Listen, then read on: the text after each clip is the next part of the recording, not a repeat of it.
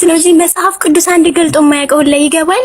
በምንም እንደዚህ ነው አዎ እንደዚህ ነው አዎ እያሉ ይሄዳሉ ማለት ነው። ገልጠሻል ሳትስደቢው መጽሐፍ ቅዱስን ገልጦ የማያውቅ እያልሽ አትስደቢያቸው ክርስቲያን ልጆች። ኢየሱስ ክርስቶስ ሞትን ድል አድርጎ ተነስቷል ነው ያልሽው? አዎ ተነስቷል። አይ አስነስተት ነው እንጂ አምላኩ እርሱ መነሳት አይችልም። አይ ቀልድ ምናምን አይደለም። ቀልድ በሃይማኖት ነገር ነው። ችግር የለውም። እሺ ኢየሱስ ክርስቶስ ራሱን የተነሳው ወይንስ አምላኩን ያስነሳው? መልሽ። ራሱ ድል አድርጎ ነው የተነሳው። አሳይኝ ማስረጃ። ኦኬ ዮሐንስ ራእይ ምዕራፍ 1 ቁጥር 18 እንደዚህ ይላል፣ አትፍራ፣ ፊተኛውና መጨረሻውም ሕያው እኔ ነኝ፣ ሞቼም ነበሩ፣ እነሆ እስከ ዘላለም እስከ ዘላለም ድረስ ሕያው ነኝ፣ የሞትና የሲኦል መክፈቻ አለኝ ይላል። ማገራኝ ከሐሳብ ስለ መነሳት እያወራን እኮ እንዴ ሙቼም ነበርሁ እንዲሁም ሙቼ ነበሩ ይላል እኮ ያነ ማን ያስነሳው? ኦ ማይ ጋድ ማን ነው ያስነሳው? አምላኩ ነው ወይንስ በራሱ ነው የተነሳው ነው ጥያቄው። ሞትን ድል አድርጎ የተነሳው ራሱ ነው። የቱ ጋር ነው ደስ የሚለው? የቱ ጋር ነው ደስ የሚለው? ሞትን ድል አድርጎ የተነሳበት ማስረጃ። የሞትና የሲኦል መክፈቻ አለኝ ይላል።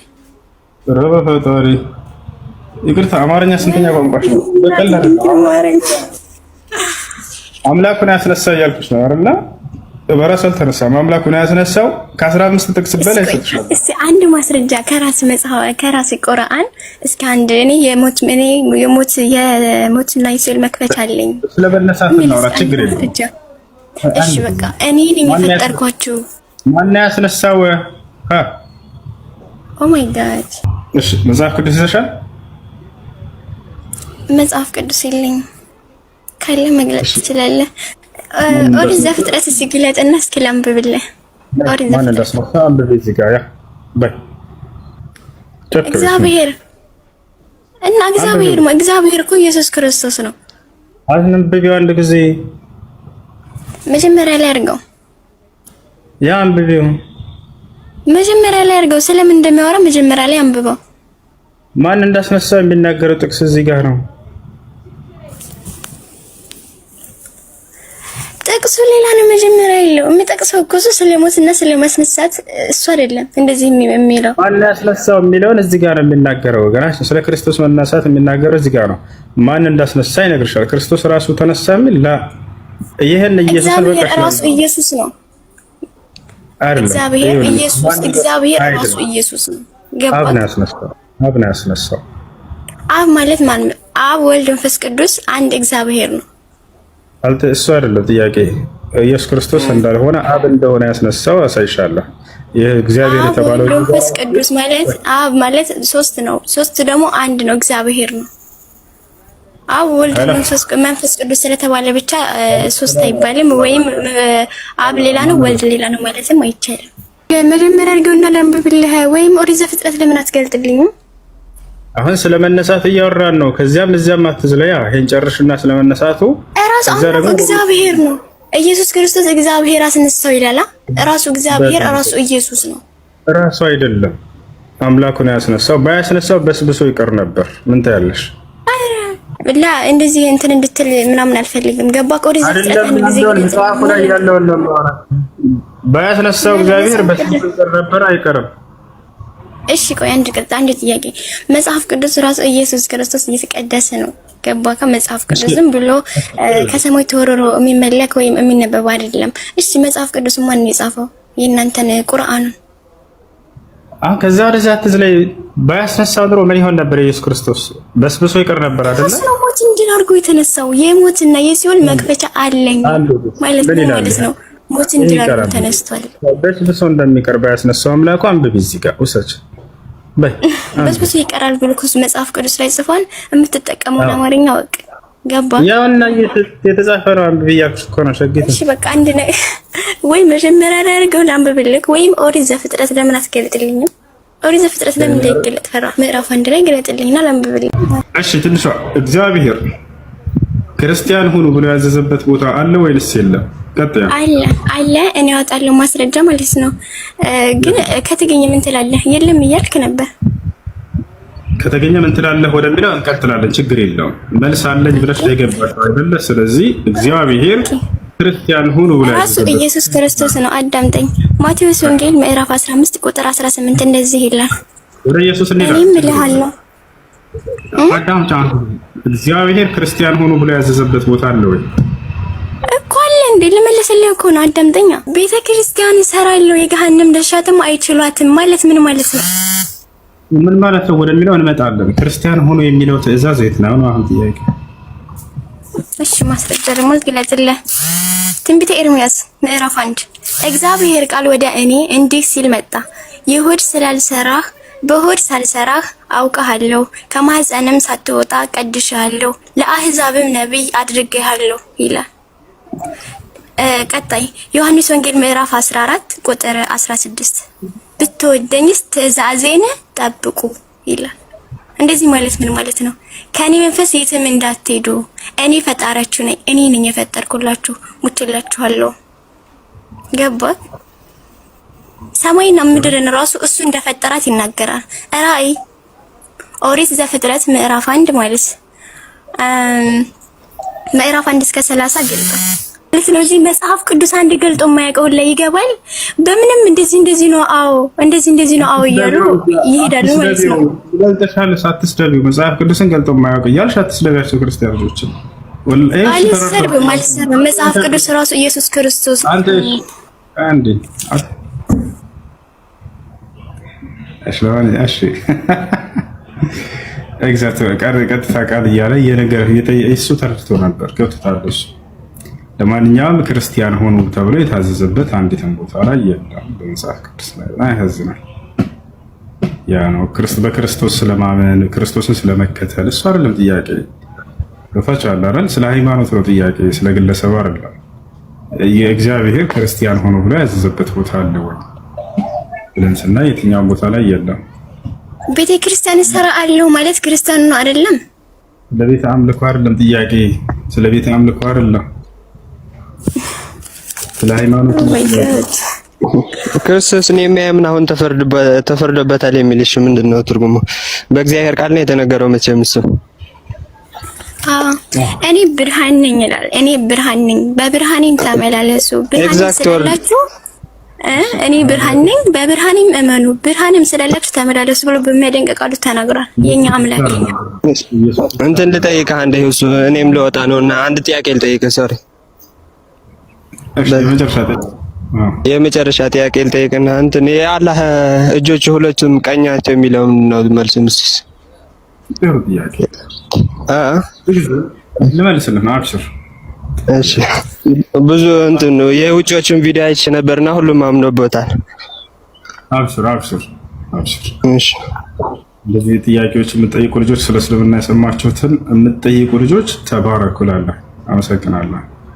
ለምን ጠይቃችሁ ነው? አንቆጣም። እንዳውም ደስ ነው የሚለኝ መታችሁ እዛ የምትሰሟቸውን ሁሉ ስለ እስልምና ማንኛውም ሰው እዚህ በነፃነት መጥቶ መጠየቅ ይችላል። ማንም ሰው አሽማቀቅ። አላህ ሱብሓነሁ ወተዓላ ሁለት እጆች አሉት ሲባል ጊዜ ምን ማለት ነው? ወኪልታ የዳሁ የሚን ይላል ሐዲስ ላይ ነቢያችን ሰለላሁ ዐለይሂ ወሰለም ሁለቱም እጆቹ ቀኞች ናቸው ብለው የተናገሩበት ቦታ አለ። ወታችኋል አይደለ? ታዲያ ምን ማለት ነው? ሁለቱም እጆቹ እንደዚህ ቀኝ ናቸው እንጂ ግራ የለውም በሚል ተረድተውታል ሰዎች። እንደዛ አይደለም። በሌላ ሐዲስ ላይ ነብዩ ሰለላሁ ዐለይሂ ወሰለም ግራም እንዳለ ተናግረዋል። ሐዲስ ላይ ሲናገሩ ቁጥሩን እሰጥሃለሁ ከፈለከው፣ ሶሒህ ሙስሊም ላይ ይገኛል። የጥዊ ላሁ ሰማዋት ሰብዕ ቢየሚኒሂ ወልአርዲነ ሰብዕ ቢሽማሊሂ ፈየሁዙሁማ ሀዘን ፈየቁል ሊመን ልሙልኩ ልየውም ሊላሂ ልዋሒድ ልቀሃር አሉ። ነብዩ ሰለላሁ ዐለይሂ ወሰለም ምን አሉ? የትንሣኤዋ ቀን አሉ አላህ 7 ሰማያትን በቀኝ እጁ 7 ምድርን በግራ እጁ ይጠቀልላቸዋል አሉ። አየህ፣ ስለዚህ ቀኝና ግራ እንደሆኑ ገለጹ። ታዲያ ሁለቱም ቀኞች ናቸው ሲሉ ምን ለማለት ነው ከተባለ ሁለቱም የጠንካራነትን ብሩክነትን ባህሪ የተላበሱ ናቸው ለማለት ነው። ወታቻል ከፍጥረታት ተቃራኒ እንደሆኑ ለመግለጽ ነው። እርሱ ፈጣሪ ነውና ከፍጥረታት ሁሉ የጸዳ የጠራ ነው የሚለው ሊያጠሩ ፈልገው ነው ሰለላሁ ዐለይሂ ወሰለም ሁለቱም ቀኞች ናቸው ያሉት ለዚህ ነው።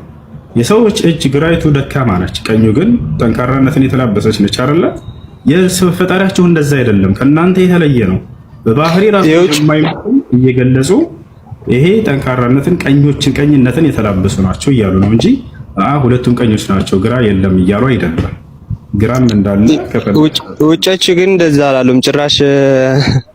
ሁለቱም በቀኝ ናቸው ግን ማሰብም አይቻልም። ዞሮ ዞሮ ግን ሁለቱም የቀኝ ናቸው።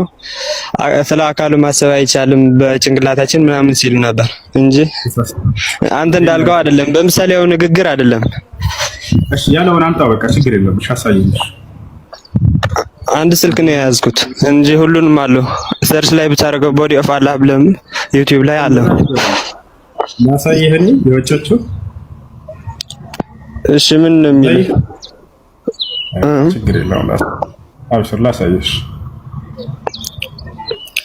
ሁለቱም በቀኝ ናቸው ግን ማሰብ አይቻልም ሲሉ ምን ማለት ነው ታዲያ? ተስማምተናል እኮ ማየትም አይጠበቅም እኮ ተስማምተናል። ምን እንዳለ አይደለም አንተ ንገረኝና እንስማማ፣ ጊዜ ከምናጠፋ እኔ ነገርኩህ እኮ። ነገር ግን የውጮቹ ስላልክ የውጮቹን ከፈለክ ይኸውልህ አሳይህ ነው። እኔ ከማስረጃ ነው እያጣሁኝ ማሳየህ።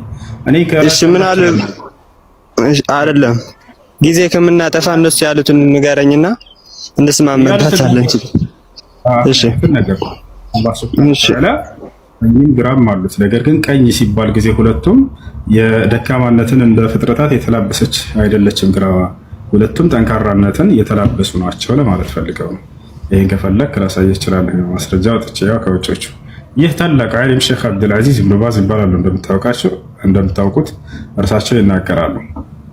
አልሙቅሲጡነ የውም አልቂያመቲ ዐላ መናቢረን ሚን ኑር የሚን ረሕማ ወቲልከ የደይህ የሚን ብለው ተናገሩ። العدل والإنصاف من أجل الصفات التي ينبغي أن يتخلق بها المسلم ومن عمل بمقتضاه في حياته وتعاملاته بين الناس كان ذا مكانة عالية في الدنيا والآخرة. وفي هذا الحديث يبين النبي صلى الله عليه وسلم أن المقصدين والمراد بهم الذين يعملون بالعدل والقسط في حكمهم وفيما تقلدوه من خلافة وإمارة أو ولاية يتم أو ولاية يتيم أو صدقة أو غير ذلك فيما يلزمهم من حقوق أهلهم أو من يقومون بهم ويرعونهم ويقيمون على شؤونهم ويقومون على شؤونهم. هؤلاء المقسطون العادلون يكونون عند الله مقربين إليه ومكرمين لديه. ومن كرامتهم على الله أنهم يجلسون مرتفعين على منابر وهي الأماكن والمقاعد العالية الغالية قد خلقت من نور. ثم بين النبي صلى الله عليه وسلم أن مكانه وكانته عالية يعني من الرحمن وكلتا يديه يمين سبحانه وتعالى أي مالة ميلال أنهما بصفة الكمال. ሁለት እጆቹ ቀኞች ናቸው ሲል ምሉእነትን የተላበሱ ናቸው ለማለት ነው። ጉድለት የሌላቸው ለማለት ነው። ይታል አይደል? ጽሁፍ ነው። ቪዲዮዎችን ነበር ነው ያየሁት። ቪዲዮዎችም ቃል በቃል እንደዚህ ቁርአንም የተብራራና ግልጽ እንደሆነ ይናገራልና እንትን እንደወረደ መቀበል ግዴታ አለ አይደል? የቁርአን እንደወረደ መቀበል። አሁን ለምትጠይቀኝ ማስረጃ እያሳየሁ ከውጮች እኔ ያልኩትን እያሉ እንትን በጽሁፍ አይደለም እንደ ያለ አለ ወይም የለም አይደለም ያልኩህ እኔ ሂድና ይዘህና ቪዲዮ እንፈልገው። እሺ ሌላ ጊዜ ችግር የለውም አሳይሃለሁ በቪዲዮ ሁለተኛ መዋይል ይችላል። እነርሱ ምሉእነትን የተላበሱ ናቸው ላ ነቅሰ ፊ ዋሂደት ሚንሁማ لأن الشيء يميل المخلوق لا الخالق ቃል በቃል እኔ ያልኩትን ማለት ነው። ምን አለ እዚህ ጋር ሁለቱም ምሉእነትን የተላበሱ ናቸው ጉድለት የለባቸውም ለማለት ነው ናቸው። እሺ ቁርአን ግልጽና የተብራራ ነው የተባለ አልነበር እንዴ ታዲያ? እንትን ሆን ብሎ ለማዳመጥ የምታደርጉት ነገር ለሽ ከዚያ ምን